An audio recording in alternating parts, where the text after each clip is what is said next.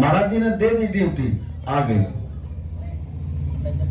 अब मेरा भी पेपर ले लिया महाराज जी ने।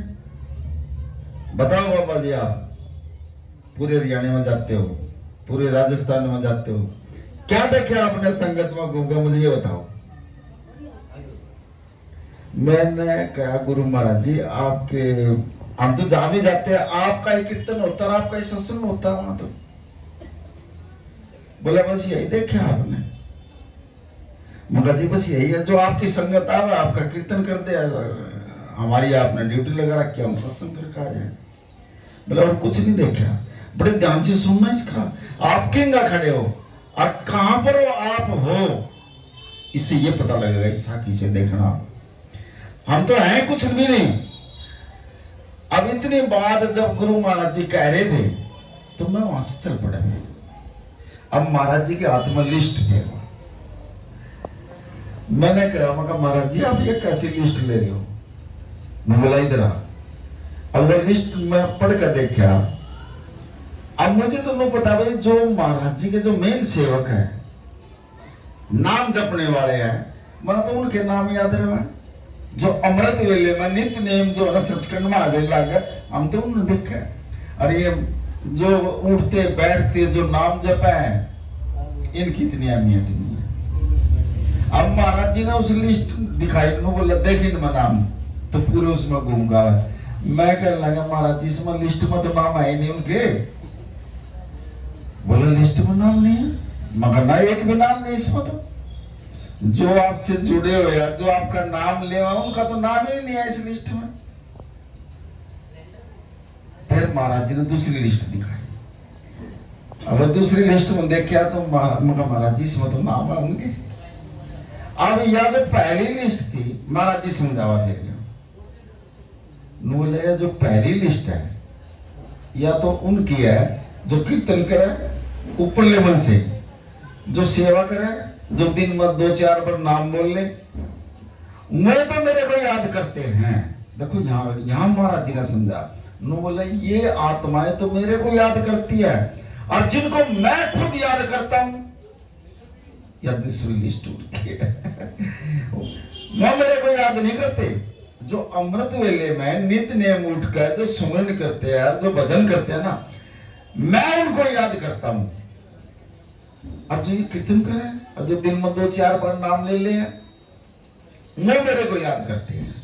अब हम यहाँ बैठे हैं, कीर्तन हो रहा है, सत्संग भी हो गया, हम महाराज जी को याद कर रहे हैं। महाराज तो दूसरी लिस्ट में नाम है, इस लिस्ट में तो ये जो है ना, जो ऊपर लेवल से ना, अंदर से नहीं जुड़ रहे हमें भी नहीं। हम प्रधान जी ने कहा कौन कौन आओगे, किसी का हाथ ही नहीं उठा। ये बता रही है, सेवा भाव बता रही है। अरे गुरु के चरणों में बैठ कर, अब जब आप भी आप टाइम नहीं दे सकते, कब दोगे फिर बताओ। एक ही दिन मांगा और वो भी 2 घंटे, और उसमें भी आप समय नहीं दे रहे हो गुरु महाराज जी के लिए, तो कितना दुख आएगा गुरु महाराज जी को। इतना बड़ा दिन है महाराज जी का, गुरु नानक देव जी का इतना बड़ा दिन, और उसको टाइम नहीं दे रहे हम।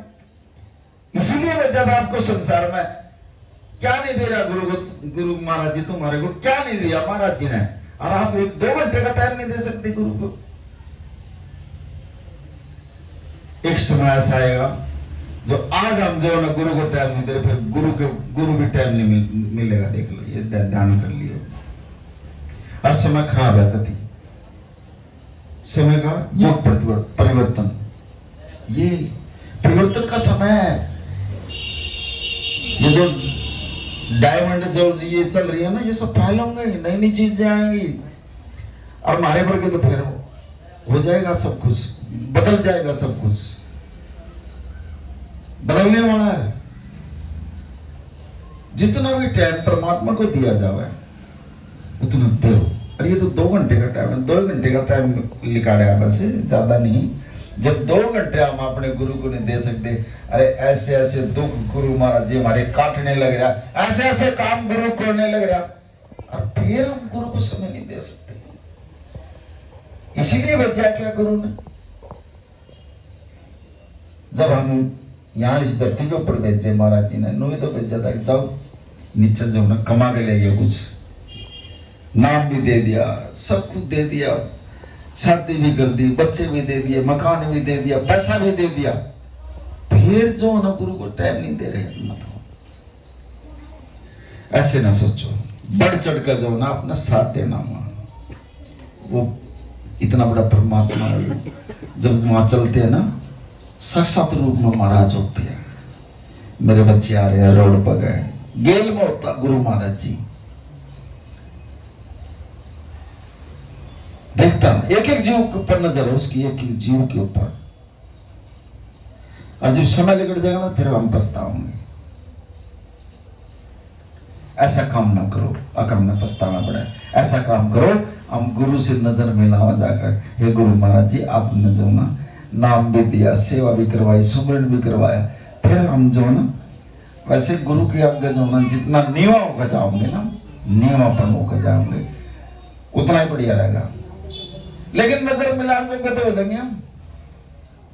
और जब जावेंगे नहीं उस चीज में, उस फंक्शन में जावेंगे नहीं, अरे फिर गुरु आगे कैसे नजर मिला लेंगे हम? नहीं मिला सकते हम। एक घर में शादी हो, अरे हमारा बच्चा नहीं आवा उस शादी में, माँ बाप से नजर नहीं मिला होगा, फिर ऐसे ही हम। ऐसा काम ना करो, ये गुरु का बहुत बड़ा दिन है, बहुत बड़ा दिन है। आपके आसपास में भी अगर संगत हो उसको भी बोलो, चलो महाराज जी की प्रभात फेरी निकलेगी, चलना भाई। आप जब बोलोगे ना, पीछे महाराज जी का नाम लेकर बोलियो, पीछे पावर काम करेगी आपकी। आपने तो बोलना महाराज जी ने उनका काम करने देना, ले आना दरबार में, इतनी संगत हो जाएगी, देख लेना, कहने की भी जरूरत नहीं है। संगत तो गुरु ही लाता है ना। अब यहाँ जो सत्संग होया, महाराज जी ने जिसको बुलाना बुला लिया, और जिसको घोड़ा बिठाना उनको बिठा दिया, नहीं बुलाया। लेकिन संगत में बैठने से और सत्संग में आने से, जो आप ये दुखी बैठे हो ना, यहाँ एक आधा दो चार आत्माएं ऐसी बैठी है यार जो थोड़ा ठीक चल रही है ना, सारे तो दुखी बैठे हैं यार। किसी का किसी चीज का दुख है, दर्द, कोई मेरे पेट में दर्द। आज जो महाराज जी आया है, सत्संग जो दिया है इस बच्ची को, सिर्फ इसीलिए दिया, जा बाबा जी बाजा और मेरे बच्चों को जो है ना इस भंडारे से जो है ना पहले पहले फेरी से पहले पहले ना सबको ठीक रखना, सबको बांट जाइए जाकर, जा वहां पर। क्या नहीं कर सकता गुरु महाराज जी। अब यह बच्ची बैठी है, देखो ये बैठी, इसका मैं नाम तो नहीं जानता, कल परसों की बात है, ये प्रैक्टिकली बात बता रहा हूं आपको। देखो मेरे गुरु का चमत्कार देखो, इसने रात को 1:37 में मेरे पास फोन कराया। अब मैं रोज 10-11 बजे घर जाऊं, नहीं आँख खुली, और इसने कल फोन आ गया 1:37 में, और वो फोन मैंने उठा लिया। और इसने कहा बाबा जी मैं इतनी परेशान हूं कि मुझे नींद नहीं आती, और मैं तो मायके के घर आ गई हूँ, अपनी माँ के पास आ गई हूँ, मुझे नींद नहीं आ रही है। मैंने कहा माँ तू कान का फोन लगा, और इसने कान का फोन लगा दिया। अब महाराज जी ने जो कृपा करी है, कति 2-3 मिनट में ऐसी कृपा कर दी कि यह बच्ची जो है ना फिर सो की, देख लो कोई दर्द नहीं इसका कति भी, और आज तक भी ठीक है यह बच्ची, सिर्फ 2 मिनट में ठीक हो गया। बताओ डॉक्टरों के पास भी इलाज नहीं है, इतनी जल्दी डॉक्टर भी ठीक नहीं कर सकते, सिर्फ 2 मिनट कान का फोन लगा था, महाराज जी ने ऐसी कृपा कर दी, आज ये बच्ची ठीक बैठी है गुरु के घर में। मतलब हम गुरु का देन दे सकते हैं।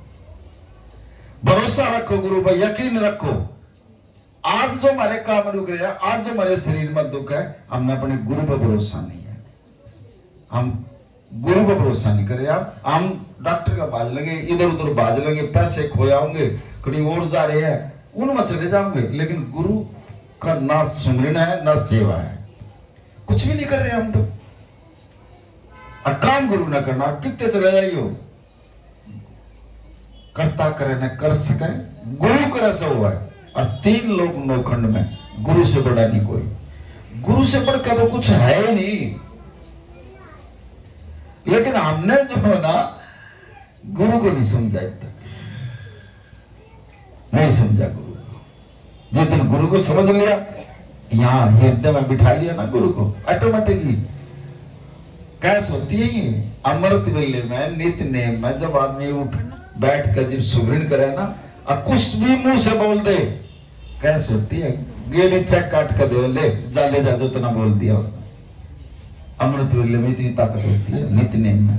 और जब उठेंगे नहीं और कुछ बोल लेंगे नहीं, फिर उसमें गुरु क्या करेगा भाई? कष्ट किस तरह आओगे? फिर हम नहीं तो आओगे। अब नो देख लो आपका लिस्ट, आपका नाम कौन सी लिस्ट में, देख लो दो लिस्ट है महाराज जी के पास, एक कॉन्फिडेंशियल लिस्ट है, एक सबके सामने दिखाने वाली लिस्ट है। एक को तो हम याद करते हैं और एक को खुद परमात्मा उनको याद करता है। ये दो लिस्ट बनी हुई है महाराज जी। अब कौन सी लिस्ट में आप खड़े हो और कौन सी लिस्ट में आपने जाना है, कौन सी लिस्ट में नाम चढ़वाना है, ये ध्यान आपने करना है। आप अपने समझदार हो, देख लेना आप। हमारे को तो दिखाई है, लेकिन उस लिस्ट में जाओ जिसमें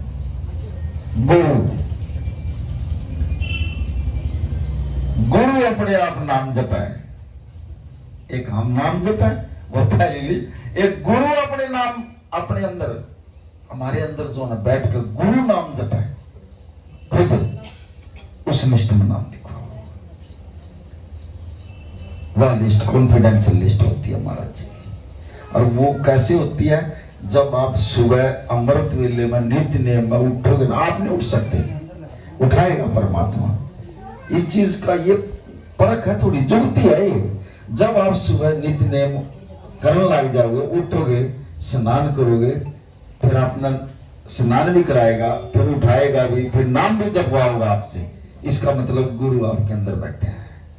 और जो आप सुबह अमृत वेले में नहीं उठ सकते, दिन में नाम ले रहे हो, फिर आप नाम जप, फिर आप जब हम जप रहे हैं गुरु को, और जो गुरु जप रहा है वो नित्य नेम अमृत वेले में उठ कर जो नाम जपेंगे। देख, ये दोनों अलग अलग समझाए हैं महाराज जी ने। अब आप ना देखना हम कहां पर हैं, कहां हम जाना चाहते हैं।